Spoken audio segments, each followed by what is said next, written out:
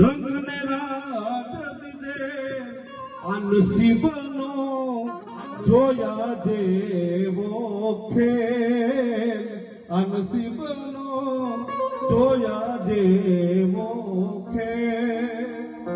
શું લખ્યું કે રાજ્ય અભિષેકની હતી તૈયારી. નારાયણ બાબુ આ બધું ગાતા. એ રાજ્ય અભિષેકની હતી તૈયારી અને વનમાં જાવું પડે. કહે રાજા દશરથ એ તમને કેવું સૂજ્યું કે એક નારીને વચન દીધે,